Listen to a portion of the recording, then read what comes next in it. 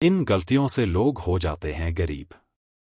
इंसान अपने सुख दुख के लिए काफी हद तक खुद भी जिम्मेदार होता है। भगवान भले ही आपके भाग्य में धन और सुख लिखकर भेज दें, लेकिन आपकी हर बात पर भगवान नजर रखते हैं और आपके कर्मों के अनुसार भाग्य को बदल भी देते हैं। इसलिए देखा जाता है कि कई लोगों की हथेली में लंबी आयु रेखा होने पर भी अकाल मृत्यु को प्राप्त हो जाते हैं और अच्छी भाग्य रेखा होने पर भी गरीबी में गुजर बसर करते हैं।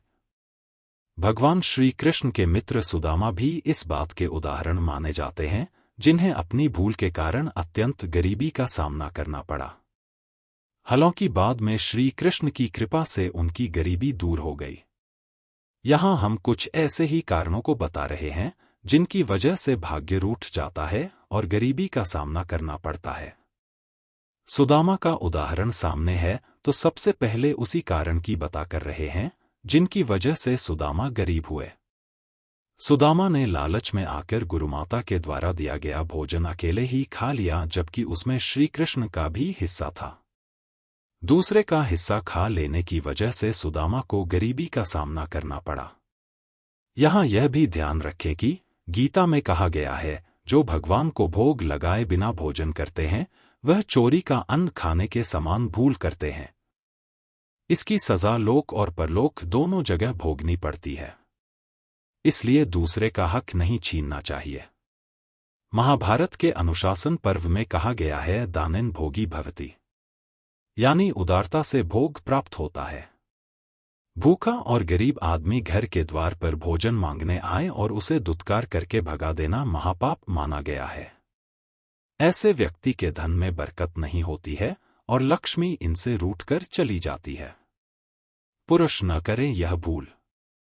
श्रिय एता स्त्रियो नाम सत्कार्या भूतिमिच्छता पालिता निगृहीताश्च श्री भवती भारत, यानी स्त्रियां ही श्री अर्थात लक्ष्मी हैं।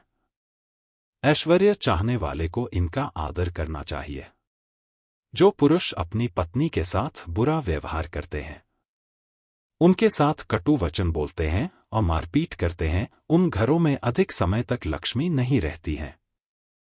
पुराणों में लिखा है कि जहां गृहलक्ष्मी यानी घर की स्त्री का अनादर होता है, वहां अधिक समय तक देवी लक्ष्मी नहीं रहती हैं, यानी वहां गरीबी आते देर नहीं लगती है। मदिरा और जुआ को सर्वनाश का कारण माना गया है। इसका उदाहरण महाभारत में प्रत्यक्ष दिखाया गया है। जुआ खेलने के कारण चक्रवर्ती सम्राट युधिष्ठिर को अपना राजपाट गंवाना पड़ा और अंत में पत्नी तक को दांव पर लगाना पड़ गया। युधिष्ठिर को वर्षों भाई और पत्नी के साथ वन वन भटकना पड़ा। परस्त्री गमन को महापाप माना गया है।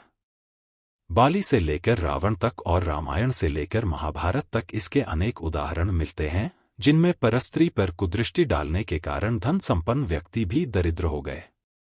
अहिल्या पर कुदृष्टि डालने के कारण देवताओं के राजा इंद्र को भी अपना राजपाट गंवाकर सामान्य मनुष्य की तरह भटकना पड़ा था। इसलिए शास्त्र कहता है कि ये 5 ऐसे महापाप हैं जो लोक परलोक और अगले कई जन्मों तक मनुष्य को दरिद्र बना देते हैं, इसलिए इनसे बचना चाहिए।